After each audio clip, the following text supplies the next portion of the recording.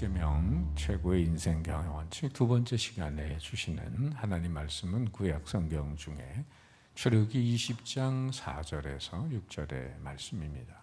구약 성경 112면이 되겠습니다. 구약 성경 112면 출애굽기 20장 4절에서 6절의 말씀 봉독할 때 살아계신 하나님의 음성을 들으실 수 있기를 바랍니다. 너를 위하여 새긴 우상을 만들지 말고 또 위로 하늘에 있는 것이나 아래로 땅에 있는 것이나 땅 아래 물속에 있는 것에 어떤 형상도 만들지 말며 그것들에게 절하지 말며 그것들을 섬기지 말라. 나 네 하나님 여호와는 질투하는 하나님인즉 나를 미워하는 자의 죄를 갚되 아버지로부터 아들에게로 3, 4대까지 이르게 하거니와 나를 사랑하고 내 계명을 지키는 자에게는 1000대까지 은혜를 베푸느니라. 아멘. 합동측에도 많이 알려진 은퇴하신 홍종길 목사님이 좀 젊으셨을 때 이야기입니다. 어느 날 그림을 잘 그리는 신도 한 분이 예수님의 초상화를 그려가지고 와서 교회 본당에다가 좀 걸었으면 좋겠다.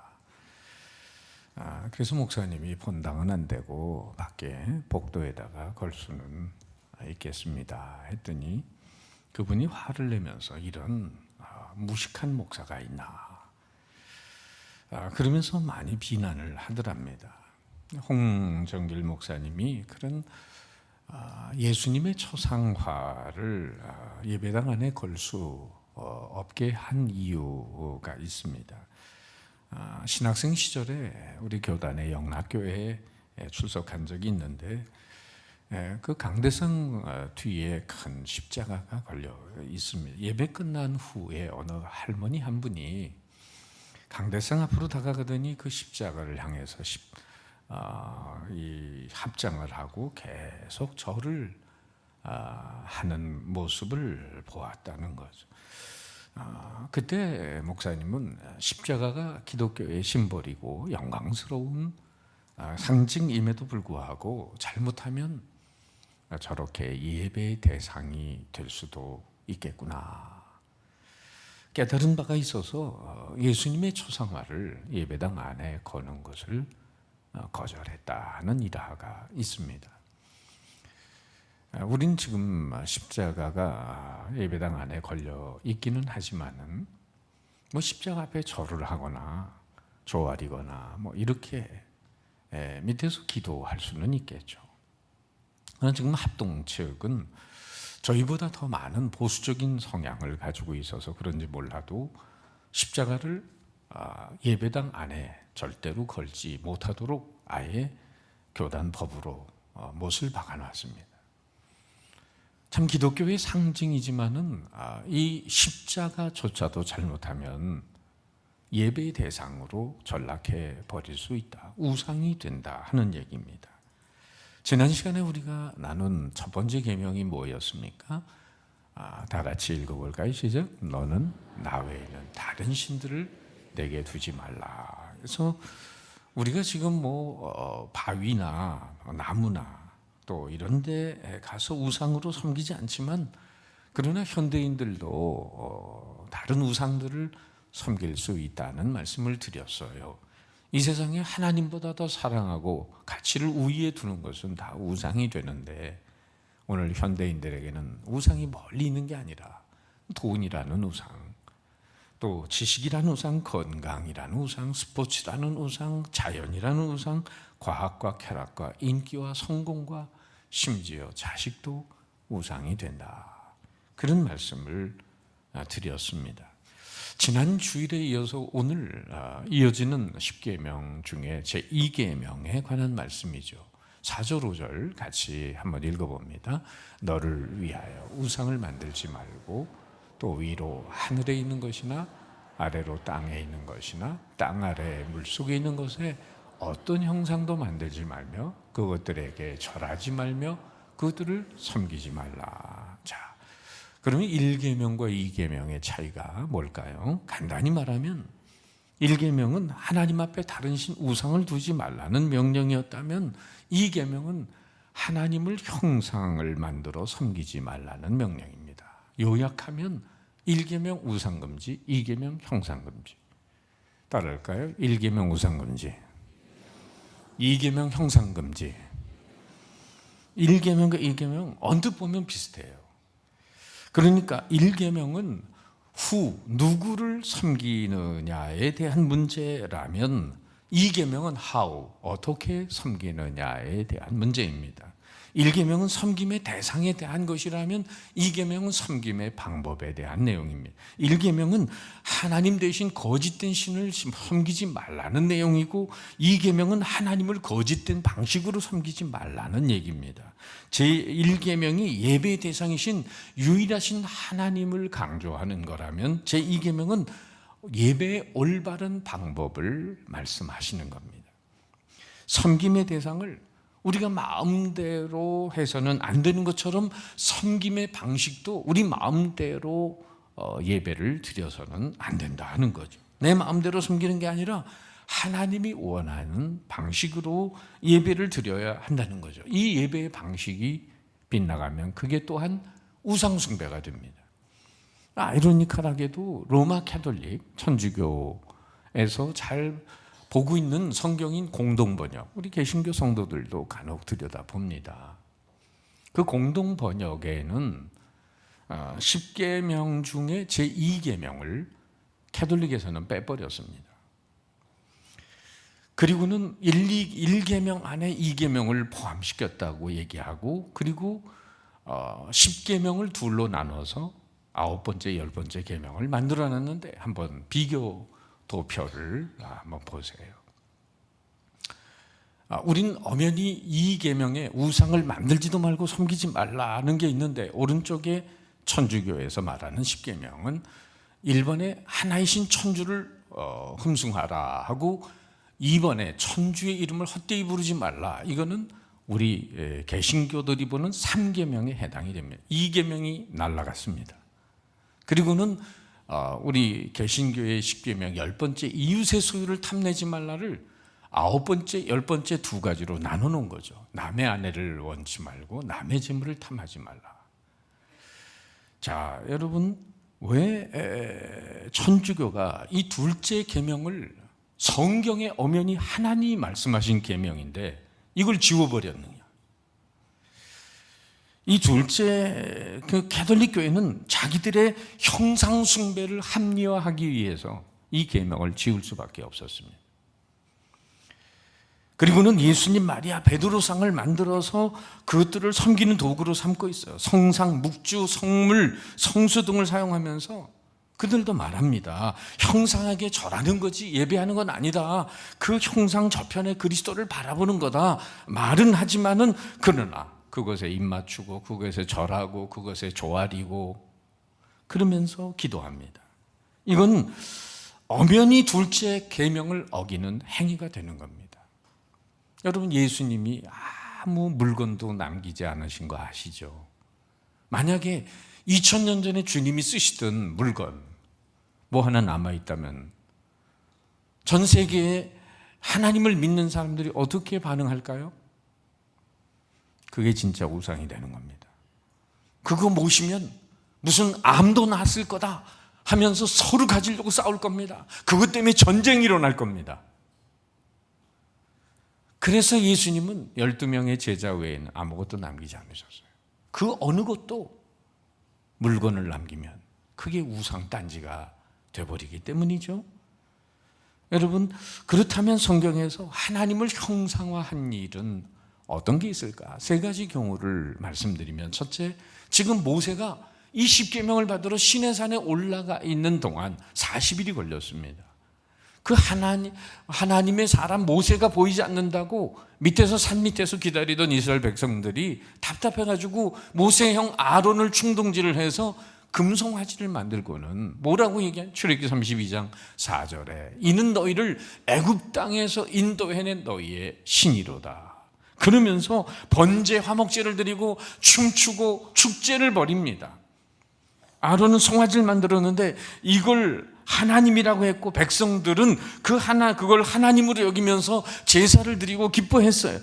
바로 이 송아지는 사실 애굽에서 이스라엘 백성들이 노예 생활을 할 때 섬겼던 아피스라는 송아지 신입니다.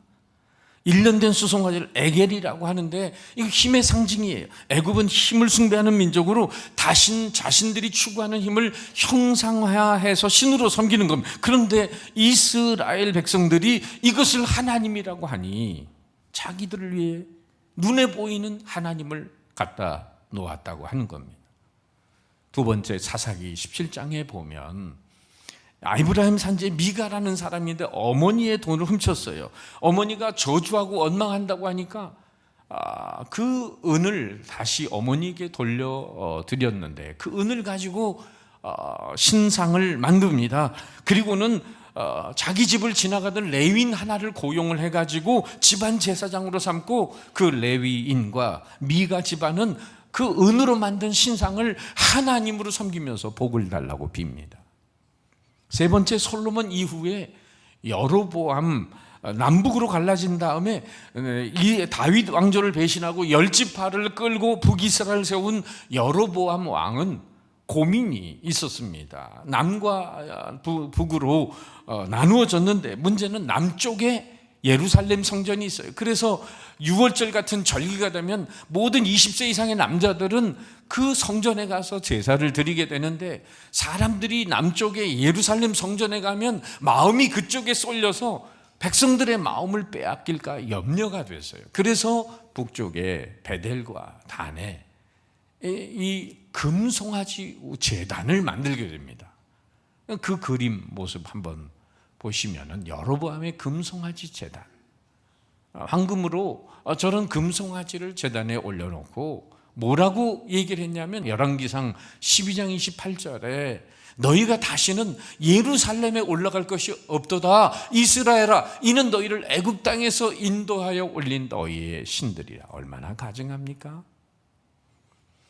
자, 이렇게 세 가지 앞에서 언급해드린 그런 형상을 생각해 보면 세 가지 이유가 있어요. 인간의 두려움과 불안 때문에 그런 형상을 만들고, 또 두 번째는 자신의 욕망과 욕심을 채워서 복을 받고자 하는 거고, 세 번째는 정치적인 목적이 있었습니다.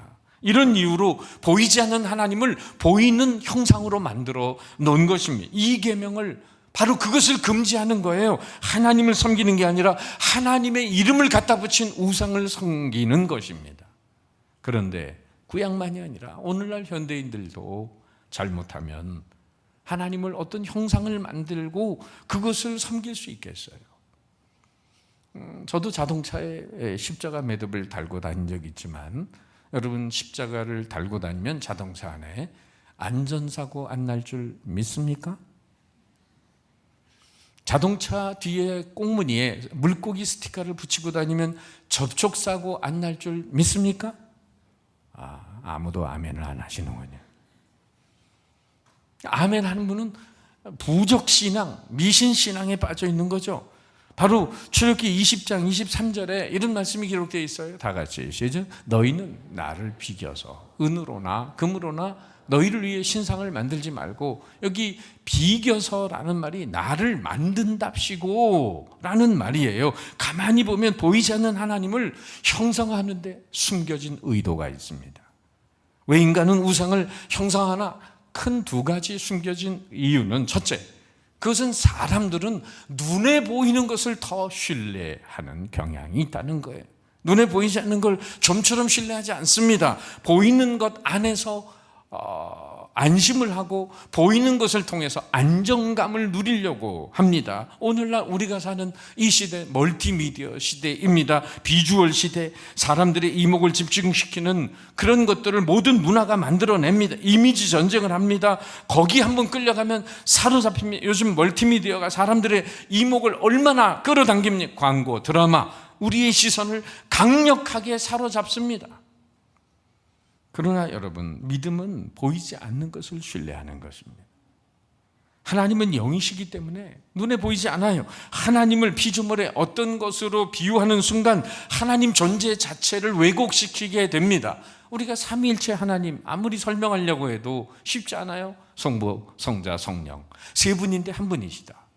뭐 궁색해서 뭐 태양을 성부 하나님에 비유하고 빛을 예수님에 비유하고 그 빛 때문에 오는 열을 성령에 비유하는 한순간에 이해를 돕기 위해서 말씀을 드릴 수 있지만 사실 이렇게 얘기해도 신학적으로 오류가 생겨요. 여러분, 하나님은 만유보다 크신 분입니다. 무엇으로도 비유할 수 없습니다. 표현하기 어렵습니다. 형상화되는 순간 그것은 신은 어떤 개념에 묶입니다. 비유된 곳에 사로잡힙니다. 보이는 것에 초점을 맞추기 쉬운데 보는 것이 아니라 여러분 듣는 것이 중요합니다. 로마서 10장 17절 다 같이 시작. 그러므로 믿음은 들음에서 나며 들음은 그리스도의 말씀으로 말미암니다. 세상 사람들은 요즘 믿음은 보는 것에서 오는 거지, 눈으로 보는 것에서 믿음이 오는 거지 라고 말할지 모르지만 성경은 믿음은 들음에서 온다고 말씀합니다. 모세가 시내산에서 만난 하나님은 형상으로 나타나지 않으셨어요.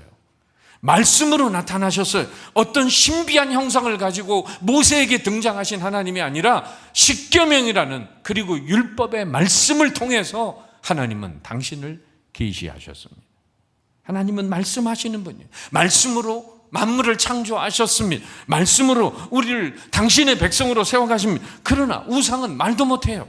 벙어리입니다. 예레미야 10장 4절 5절 말씀 우리 한번 같이 읽어보면 시작. 그들이 은과 금으로 그것에 꾸미고 못과 장도리로 그것을 든든히 하여 흔들리지 않게 하나니 그것이 둥근 기둥 같아서 말도 못하며 걸어다니지도 못하므로 사람이 메어야 하느니라. 그것이 그들에게 화를 주거나 복을 주지 못하나니 너희는 두려워하지 말라 하셨느니라. 인간이 뭐 금이나 은이나 동이나 이런 걸 두들겨서 만들어서 그 신상을 만들어 놓고 그걸 업고 다니면서 인간에게 어떤 화도 복도 주지 못하고 말도 한마디도 못하는 그 어처구니 없는 우상단지에게 목을 메고 살아가는 거예요.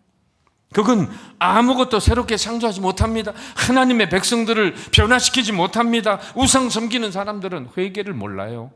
자기 잘못을 깨닫지 못합니다. 앞으로 다르게 살아야 되겠다고 개과천선하지 않습니다. 잘못된 삶을 살면서 엉터리 같은 소원만 빌 뿐이에요. 그래서 삶의 변화도 없고 인격의 성숙도 없습니다. 공동체의 화목과 발전도 없습니다. 이것이 우상을 척결해야 되는 이유입니다. 또한 하나님을 형상화하려는 숨겨진 두 번째 의도는 뭐냐? 형상화된 신을 자기가 소유하고 통제하려는 것입니다. 오늘 본문의 4절은 이렇게 시작하죠. 너를 위하여 새긴 우상을 만들지 말고. 여러분, 누구를 위해 우상을 만든다고요? 우상을 만드는 사람 자신을 위한 것이라고 지적하고 있습니다. 시내산 밑에서 금송아지를 만들 때도 그 우상을 만든 근본적인 목적이 뭘까요? 출애굽기 32장 1절에 다 같이 시작. 우리를 위하여 우리를 인도한 신을 만들라. 우리 백성들이 요구한 건 우리를 위한 신을 만들라는 거예요. 우리라는 말이 강조가 돼 있듯이 우상을 만드는 건 철저히 인간의 자기중심주의, 자기 필요를 위해서 신을 찾는 것입니다. 내 소원을 들어줄 신을 말이에요. 우상을 섬기는 내면의 동기는 이기심과 욕망입니다. 개인의 욕망을 성취하기 위한 도구로 신을, 우상을 필요로 하는 거예요. 그런데 문제는 나의 필요를 해결하기 위해서 하나님을 찾는 분들은 언젠간 하나님을 떠나게 돼 있어요. 왜? 그 필요가 만족이 되면 이제 볼장 다 봤다고 하고 가고, 그리고 또 필요가 안 채워지면 그런 대상은 필요 없다고 하면서 하나님을 떠날 가능성이 많은 거죠. 왜냐하면 필요가 자기의 삶의 중심이니까. 예컨대 어떤 분이 지금 육체의 질병을 가지고 고침받기 위해서 교회를 찾아올 수 있겠어요? 그 육신적 문제를 가지고 찾아와서 그리스도를 만나 구원을 얻어서 육체적인 건강도 중요하지만 더 중요한 게 영혼이 구원을 받는 것이구나, 천국에 갈 수 있는 영생을 얻는 것이구나 하고 깨닫고 구원을 받는다면 얼마나 감사해요. 그런데 육체적 질병만 낫는 것이 인생의 그 필요가 되고 목적이 돼서 이 자리에 와서 앉아 있어도 그 문제가 해결이 안 되면 이 자리에 얼마나 끝까지 앉아 있겠어요? 한두 주 나오다가 몇 달 나오다가 마는 거죠.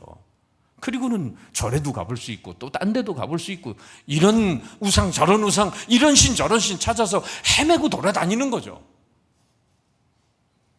하나님은 인간의 모든 필요를 채우실 수 있는 전능하신 분인 줄 믿습니다. 그러나 하나님은 우리의 필요를 채우기 위해서 존재하시는 분만은 아닙니다. 처음엔 우리의 필요를 가지고 나오지만은 그 필요는 하나님을 만나는 조건이고 매개체는 돼도 그것이 목적이 될 수는 없는 것이에요. 오병이어 사건의 군중들이 예수님께 몰려들었습니다. 오병이어 사건, 보리떡 5개, 물고기 2마리 가지고 5,000명을 먹고 12강줄이 남는 사건, 얼마나 대단합니까? 요즘 같으면 그런 분 나타나면 경제적인 메시아로 그렇게 쫓아다닐 거예요. 억지로 임금 삼으려고 했습니다. 근데 예수님은 피신했어요. 왜 그렇습니까? 저들은 정말 주님을 찾는 게 아니라 저들의 배가 신이었어요. 주님은 그 의도를 아시고 군중들을 피하십니다. 나의 필요, 나의 욕망을 위해서 주님을 찾는 것이라면 그것은 빗나간 그런 예배자의 모습이에요. 우리의 소원을 해결하기에 하나님 찾으면 우상 숭배에 걸려들게 됩니다. 그래서 정리하면 이런 말이 돼요. 필요를 쫓으면 결국은 하나님이 아니라 자기 자신을 섬기는 것이 되는 겁니다. 한번 따라할까요? 필요를 쫓으면 결국은 하나님이 아니라 자기 자신을 섬기는 것이다. 물론 여러분, 필요가 없는 사람이 어디 있겠어요? 이런저런 인생의 문제들을 가지고 살아가기 때문에 하나님 앞에 나와서 이왕이면 지금 막혀있는 문제 하나님이 해결해 주시면 감사하겠죠. 그러나 여러분, 그것이 우리의 예배의 목적이 아니라는 거예요. 자기 자신에 대해 대단한 긍지를 가진 수탉 한 마리가 있었는데 아침마다 빽빽대고 울어댑니다.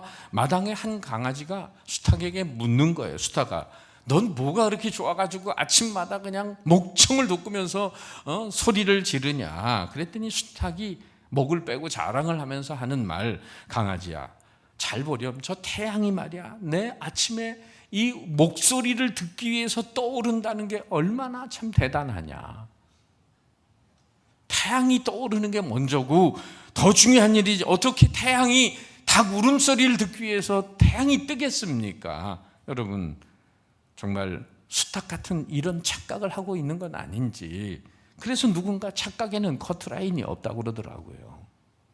여러분, 4절 5절 오늘 말씀에 어떻게 시작합니까? 너를 위해 새긴 우상을 만들지 말고 어떤 형상도 만들지 말며 그것에 절하지 말며 그것을 섬기지 말라. 우상을 만들어 예배드리는 건 예배 받으시는 하나님을 위한 게 아니라는 말이죠. 다만 예배드리는 사람을 위한 것이라고 말씀합니다. 여기 우상의 문제가 있어요. 내가 필요해서 하나님 만든 거죠. 내가 원하는 하나님, 내 필요를 채워줄 하나님을 만들고 섬기고 있는 거예요. 주도권이 나한테 있으면 그 하나님을 내가 만들었기 때문에. 아울러 우상은 얼마든지 바꿔치기 할 수 있으면, 내 마음에 들지 않으면 새로운 우상을 만드는 겁니다. 내가 섬기기 힘들면 다른 우상을 만들죠. 결국 나는 변하지 않고 하나님을 바꾸게 되는 겁니다. 그렇습니다. 우상 숭배에는요, 나의 변화는 없습니다. 내 삶이 새로워지거나 성숙해지는 일이 없어요. 다시 말해서 우상 숭배는 도덕성과 윤리성이 없습니다. 여기에 심각한 문제가 있어요. 여러분, 미신과 신앙의 차이가 뭡니까? 미신과 신앙의 차이가 뭐예요? 미신은 내게 있는 돈이나 재물이나 달란트 무엇이든 간에 나의 소유로 신을 달래고 얻으려고 하는 것입니다. 그럴 때 나는 결코 변화되지 않습니다. 오직 신을 변화시켜서 나의 목적을 성취하는 것이 미신입니다. 그러나 절대자인 하나님을 인간이 좌지우지할 수 없다는 걸 분명히 하고 그 신 앞에서 겸손하게 내가 변화되어야 할 것이 무엇이냐를 묻고 하나님의 은총 안에 사는 것이 참된 예배자의 모습인 거예요. 따라서 신앙과 미신의 진정한 차이점은 나의 유무에, 변화의 유무에 달려 있습니다. 예능교회 나오신 지 몇 년 되셨어요? 1년, 5년, 10년? 달라진 거 있습니까? 변화된 거 있습니까? 여러분은 참된 예배자십니다. 변화된 게 하나도 없습니까? 둘 중에 하나죠. 제가 문제가 있든지 여러분이 문제가 있든지. 바로 아무리 그리스도의 이름으로 예배당에 나와 앉아있다 할지라도 삼일체 되신 하나님, 그분을 나의 돈이나 재능으로 달래고 얼러서 내 목적을 성취하라고 한다면 그것은 미신을 쫓는 것과 다른 것이 없다는 거예요. 날이면 날마다 그분의 임재 앞에서 내가 바뀌어 간다면 우리는 참된 그리스도인이 되어가고 있는 것입니다. 그렇다면 우리가 하나님을 형상화하지 않고 하나님을 바르게 섬기기 위해서 노력해야 될 것이 뭘까? 역시 두 가지 생각해 보면 이 계명은 하나님께 대한 올바른 예배의 방법을 가르쳐 주신 말씀인데 어떻게 하는 것이 하나님을 올바로 예배하는 것일까? 첫째, 우리가 어떤 형상을 바라보지 말고 믿음 안에서 하나님을 바라보아야 한다는 것이에요. 예수님, 우리가 하나님께 신령과 진리로 예배 드릴 거라고 이렇게 요한복음 4장 24절에 말씀하죠. 우리 예배 때마다 먼저 선포되는 말씀 다 같이 시작. 하나님은 영이시니 예배하는 자가 영과 진리로 예배할지니라. 하나님은 영이십니다. 눈에 보이지 않는 초월적 존재이십니다. 그래서 하나님께 드리는 참된 예배는 영적인 예배여야 합니다.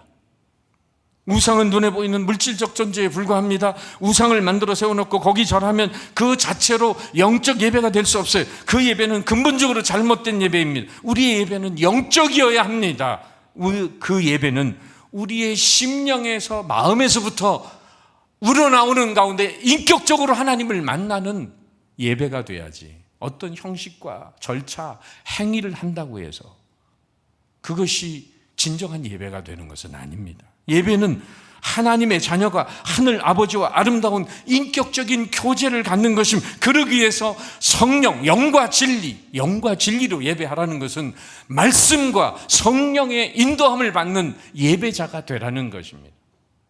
말씀이 선포되는 가운데 하나님의 성령께서 우리의 심령과 인격을 변화시키면서 결단하게 하시고 회개케 하시고 우리의 삶을 변화시켜 주시는 은혜를 경험하는 예배자가 되라는 것입니다. 이 자리에 한번 앉았다가 가는 것, 십자가 몇 번 만지는 것, 어떤 형식적인 행위 자체가 중요한 게 아니라 영이신 하나님을 인격적으로 말씀과 성령을 통해서 만나는 예배자가 되시길 축원합니다. 그런 예배자가 되기를 원하시는 거예요. 6절 말씀에 보면 다 같이 우리 시작. 나를 사랑하고 내 계명을 지키는 자에게는 천대까지 은혜를 베푸시느니라. 사랑하지 못하는 사람의 명을 따르는 건 저주받은 짐입니다. 그러나 사랑하는 분의 명령을 따르는 건 신명나는 일이죠. 요한일서 5장 3절에 사도 요한은 주님을 사랑하는 자들에게는 계명이 절대로 무겁지 않다는 말을 이렇게 합니다. 하나님을 사랑하는 것은 이것이니 우리가 그 계명을 지키는 것이라. 그의 계명들은 무거운 것이 아니로다. 여러분, 하나님을 아니 인간을 사랑해 보세요. 그러면 그 사랑하는 사람의 말을 따르는 게 그게 짐인가요? 놀이인가요? 길거리에 있는 신호등이 우리를 무겁게 하는 것은 우리가 그것을 지키지 않으려고 하는 딴 마음을 가지고 있을 때 그것은 나를 통제하는 권세가 되지만은 그것이 나의 생명과 안전을 지켜주는 귀중한 도구임을 인식하는 사람에게는 거기엔 고마움이 있고 즐거움이 있는 거죠.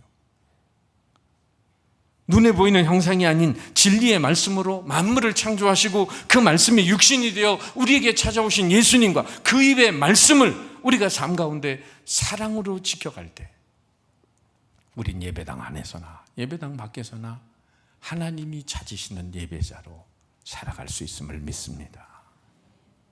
그래서 말씀을 눈으로 보이는 어떤 것을 의지하는 신앙인이 아니라 말씀을 붙드는 신앙인이 되라는 겁니다.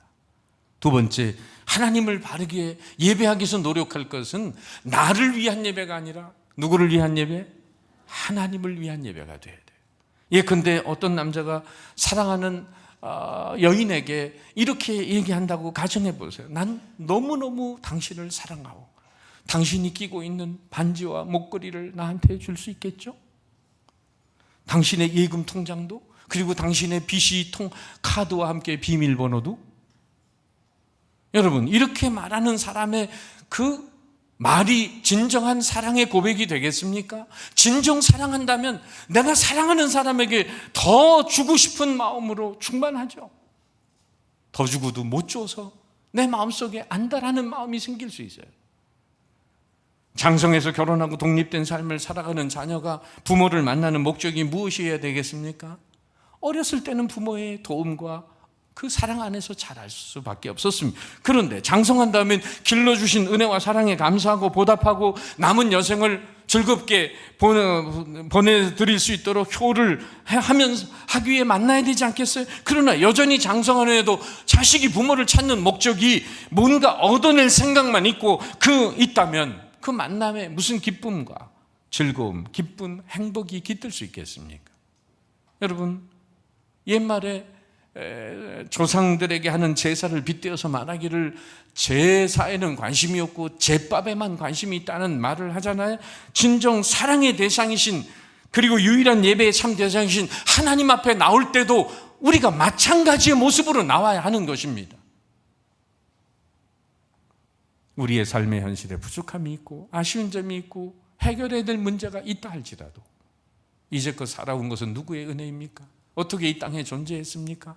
어떻게 심장이 뛰고 있습니까? 어떻게 머리칼이 자라고 있습니까? 어떻게 우장부가 움직이고 있습니까? 어떻게 음식을 누가 자라게 해서 먹고 있습니까? 아무리 어렵고 힘들어도 전적인 하나님의 은혜가 아닌들 내가 한순간도 살 수 없는 은혜 속에 살면서도 무조건 달라기만 하고 무조건 내놓으라고만 하기만 하는 그런 스피릿을 가지고 이 자리에 앉아 있다면 그게 하나님을 예배하는 게 되겠습니까? 하나님을 산신령으로 전락시켜버리고 마는 거죠. 예배는 나에게 베풀어 주신 하나님의 은총에 대한 응답으로 감사와 찬양과 경배를 드리는 것입니다. 예배는 나를 창조하시고 나를 구원하시고 나를 보호하고 인도하신 하나님의 은총 앞에 감사를 드리고 하나님께 헌신을 다짐하는 시간입니다. 그러므로 참 예배의 정신은 받음의 정신이 아니라 드림의 정신입니다. 전에도 한번 오래전에 보여드린 적이 있어요. 정말 내가 하나님을 우리의 예배 가운데나 우리의 삶 속에서 내가 하나님을 요만큼 높여드리면 요만큼의 은혜와 은총으로 내게 되돌아올 수 있어요. 이게 돌아오는 것처럼 내가 전심으로 하나님을 높여드리면 받기에 감당이 안 될 만큼 은혜와 축복이 되돌아올 줄 믿습니다. 이게 솔로몬이 한 모습이에요. 왕이 된 다음에 너무나 감사해서 1000번제를 하나님 앞에 올려드립니다. 하나님께 뭘 받아내기 위해서 1000번제 드린 거 아니에요? 그런데 그 밤에 꿈에 하나님이 나타나서 솔로몬아 뭘 줄까? 그런데 구하는 게 욕심적 욕망을 구한 게 아니라 부귀영화를 구하지 않고 백성을 다스릴 수 있는 지혜로운 마음을 구했을 때 그 구한 것이 하나님 마음에 맞으니까 구하지 않은 부귀영화를 더물어 주셨어요. 여러분,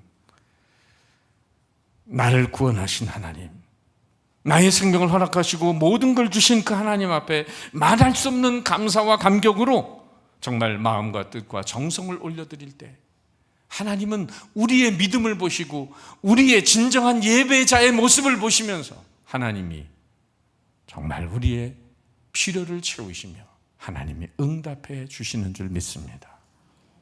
예배를 드리고 집으로 가는 차 안에서 아버지가 그날의 예배에 대해서 불평을 하는 거예요. 오늘 목사님 설교 따분하고 형편없었지. 오늘 찬양 대 찬양 그걸 또 노래라고 하는지. 그랬더니 어린 아들이 아빠한테 그랬대요. 아버지 1000원 내고 뭘 기대하세요?